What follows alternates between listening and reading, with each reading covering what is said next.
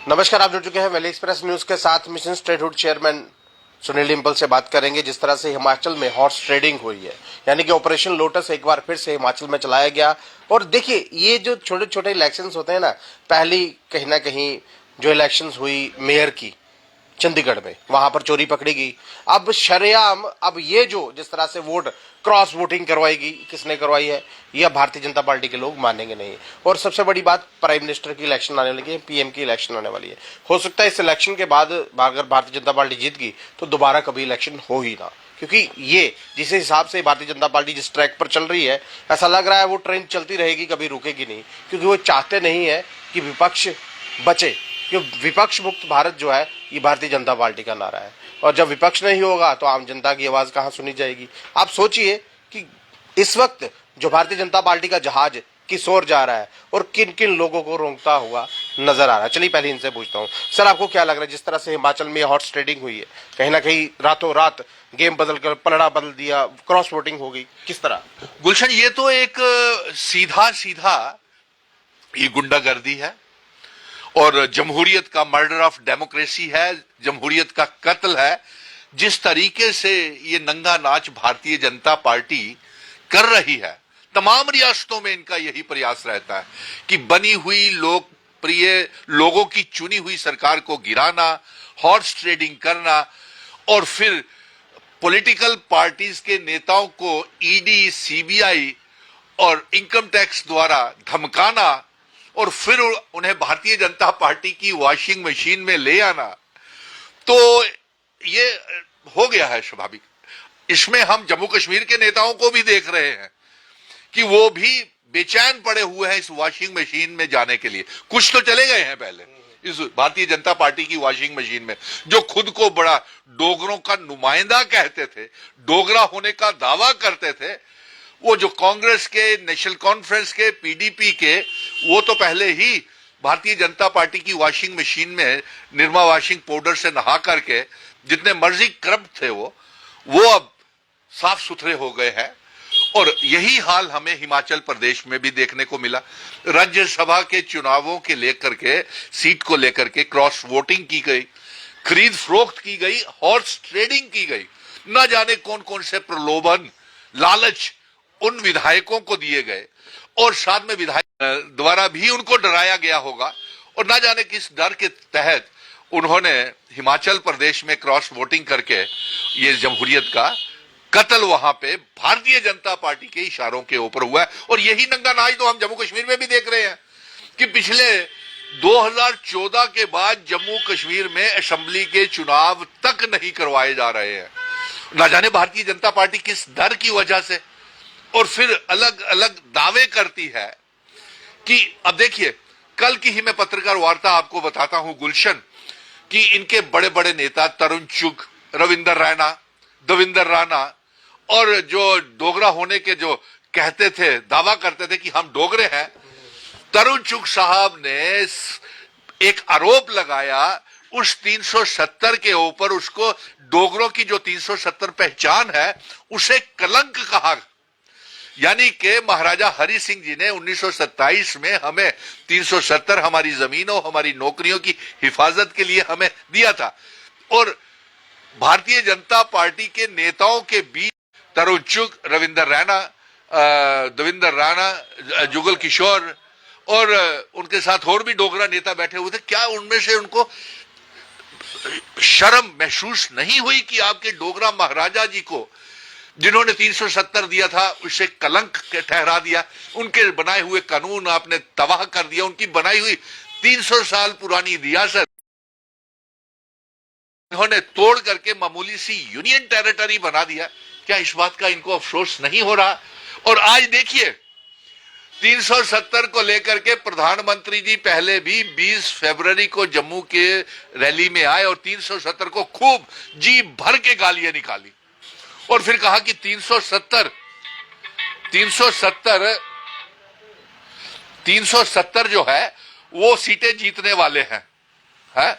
और साथ में ये कहा कि 370 का आंकड़ा जो है ये इन्हें सोने नहीं दे रहा। मैं ये कहूंगा सर, एक चीज, सर मैं आपको रोकूंगा, माफ कीजिएगा, लेकिन उन्होंने एक चीज बोली थी उस रैली में कि मैंने ऐसे सुना है कि 370 के ऊपर एक पिक्चर आ रही है, वो पिक्चर लग भी गई है, लेकिन देखने को जा ही नहीं रहा। जी बिल्कुल, वही ना, मैंने खुद देखा, और थिएटर्स खाली, चूहे उस थिएटर में नाच रहे हैं, कुत्ते तक थिएटर में चले गए हैं, उस थिएटर में जिसका गोदी मीडिया प्रचार कर रहा था, प्रोपेगेंडा कर रहा था कि 370 आर्टिकल 370 की फिल्म देखिए, वो बुरी तरह से पिट गई।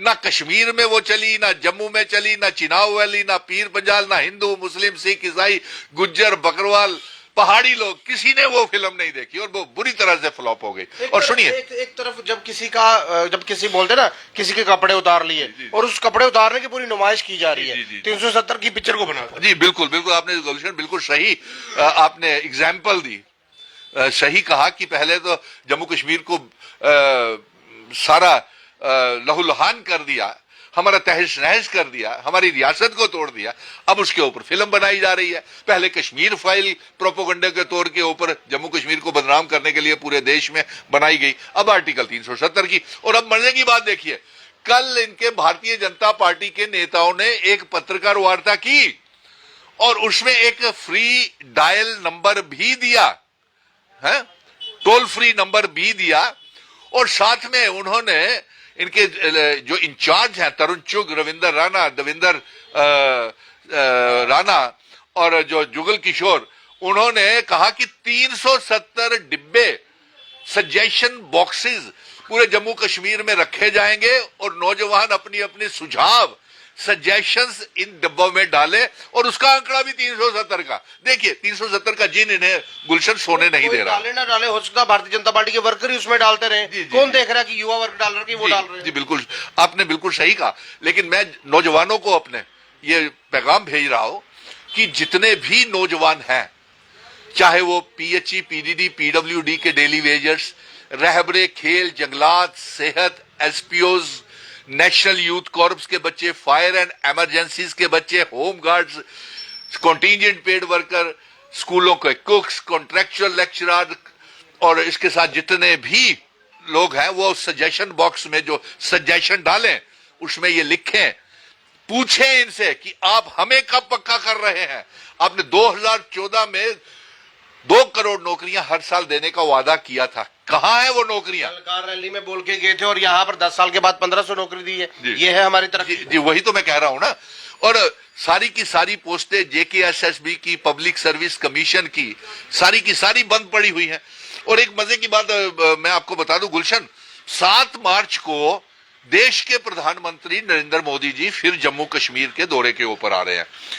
20 फरवरी में 7 मार्च को आ रहे हैं और 20 फरवरी में जो भाषण जम्मू में किया था, आप कश्मीर में जाकर के करेंगे। तो हम आपसे प्रधानमंत्री जी ये अपेक्षा करते हैं, उम्मीद करते हैं कि आप कश्मीर जाएं और कश्मीर में एसआरओ 43 के बच्चे, पीएचई, पीडीडी, पीडब्ल्यूडी के बच्चे, रहबरे खेल, टीचर्स, जंगलात, सेहत, एसपीओ, विलेज डिफेंस कमेटीज के member, land owner, home guards, anganwadi workers, इन सब के रेगुलराइजेशन के, रिक्रूटमेंट के पक्के ऑर्डर वहां पे जाकर के बांटिए। और एक 30 लाख बेरोजगार नौजवान जो आपने 5 अगस्त 2019 के बाद जम्मू कश्मीर में कर लिया है, उनके लेकर के एक पैकेज, एम्प्लॉयमेंट पैकेज का ऐलान करें। और साथ में हम आपसे कहते हैं कि आप 370 का जो कह रहे हैं ना कि आप 370 पार्लियामेंट की सीटें जीतेंगे, नहीं साहब, हम आपको 420 सीटें जितवाएंगे। आप 420 सीटें जीतेंगे, क्योंकि जिस तरीके से आप जमहूरियत का कत्ल हिमाचल प्रदेश में, अलग अलग रियासतों में, कर्नाटका में, महाराष्ट्र में चुनी हुई लोगों के द्वारा सरकार को आप जिस तरीके से गिरा रहे हैं, हॉर्स ट्रेडिंग कर रहे हैं, खरीद फरोख्त कर रहे हैं, आपने तमाम नेशनल चैनल्स के ऊपर मीडिया को हाईजैक कर लिया है। यहां तक कि जम्मू के भी जो पोर्टल्स हैं, जो फेसबुक्स हैं, उनकी भी रीच सोशल मीडिया की आपने घटा दी है। इससे ज्यादा आप क्या, जितने भी हमने तो लोगों ने तो टीवी की खबरें देखना, गुलशन मैं आपको बताऊं कि बंद कर दी है। और आगे आगे जो एंटरटेनमेंट चैनल्स हैं जिसके ऊपर प्लेस चलते हैं, या दूसरा वहां भी मोदी की गारंटी, विकसित यात्रा। अरे विकसित यात्रा के लिए आपने कहा कि 370 आप डब्बे जम्मू कश्मीर में लगा रहे हैं, और नौजवानों को चाहिए उसमें डब्बों में ये सुझाव डालें, सुझाव के साथ साथ जिला दायर करें। आपको नहीं लग रहा कि मोदी की गारंटी ये है कि जहां आपकी सरकार होगी उनके अलावा उसको हॉर्स ट्रेडिंग से तरीके से तोड़ दिया जाएगा? बिल्कुल बिल्कुल यही गारंटी है ये। और इनका तो बस चलेगा तो आने वाले समय में मुझे तो डर है कि जो हमारे भारत का संविधान, इंडियन कॉन्स्टिट्यूशन है, वो जो B.R. अम्बेडकर जी ने लिखा हुआ है उसे भी कहीं बदल ना दें।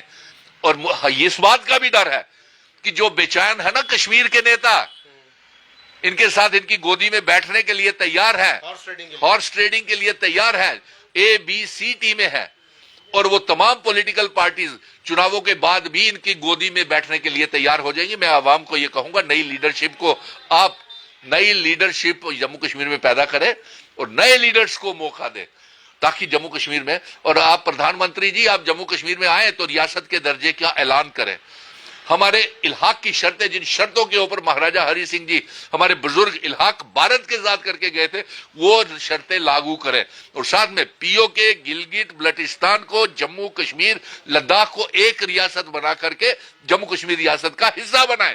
आप कोई भी अपना वादा पूरा नहीं कर रहे हैं। जम्मू कश्मीर रियासत बनेगी कि नहीं बनेगी, सुप्रीम कोर्ट ने फैसला दिया हुआ है। रियासत और इलेक्शन कराने का सितंबर महीने तक का वक्त है, लेकिन यहाँ ये देखिए जो इलेक्शन होने वाली है, अभी लोकसभा और राज्यसभा की इलेक्शंस हो रही है, यानी कि राज्यसभा की इलेक्शन जो हुई है उसमें भी कहीं ना कहीं हॉर्स ट्रेडिंग हो चुकी है। अभी जब पीएम की इलेक्शन होगी, यानी कि जो लॉन्च हो चुकी है, थोड़ी देर में कोड ऑफ कंडक्ट लग जाएगा, उसमें क्या क्या होगा ये आप ये मत सोचिए कि इनके कहने से ये सब कुछ हो जाता है। इसके लिए पैसा, साम दाम दंड भेद जो है वो सब कुछ लगाया जा रहा है कहीं ना कहीं भारतीय जनता पार्टी को जिताने के लिए। जिस तरह से यूपी में 8 इनके मेंबर जीत गए, हिमाचल में 1 जीत गया, कर्नाटक में भी तोड़ने की कोशिश की गई, यानी कि जहां जहां भारतीय जनता पार्टी का मेंबर होगा वहां वहां और ट्रेडिंग होगी। देखिए कश्मीर, जम्मू कश्मीर को पूरे मुल्क में बेचा जा रहा है।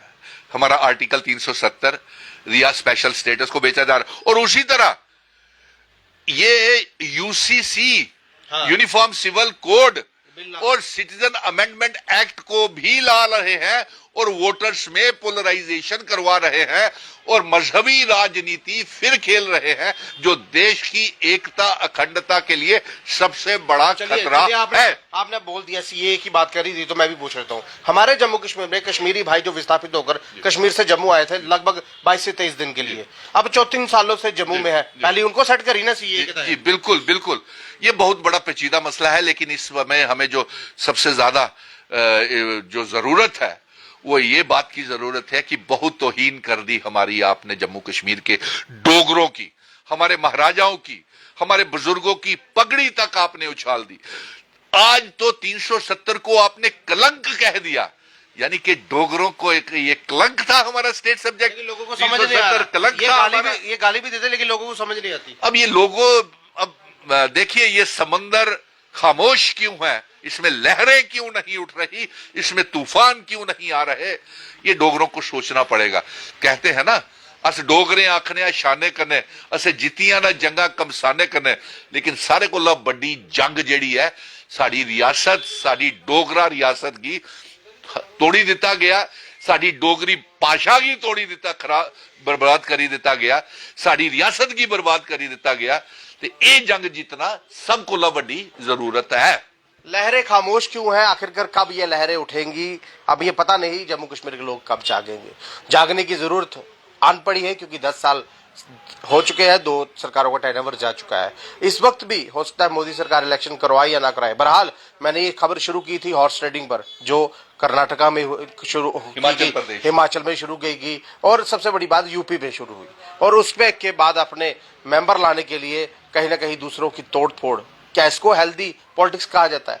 क्या इसको हम संविधान, देखिए संविधान से ही, संविधान के तहत की तोड़फोड़ की जा रही है। अब कानूनी प्रतिक्रिया किस तरह से होगी, क्योंकि जिसके पास पावर है वो तो अपनी पावर का मिसयूज करेगा। अब लोगों को ये चाहिए, पार्टी को ये चाहिए, आप अपने अपने विधायक जो है उनको संभाल के रखें, ताकि आपके कॉन्फिडेंस में होगे तो ही आप कहीं ना कहीं अपनी सरकार बचा पाएंगे, भारतीय जनता पार्टी से बच पाएंगे। नहीं तो इनकी वॉशिंग मशीन से जो जो धुलता है वो बिल्कुल साफ हो जाता है। अब आप खुद ही हिसाब लगाइए कि किस तरह से लोगों को बचाना है। बहरहाल ये वीडियो अगर आपको अच्छा लगा तो अपनी राय जो है कमेंट बॉक्स में जरूर लिखिएगा। नमस्कार।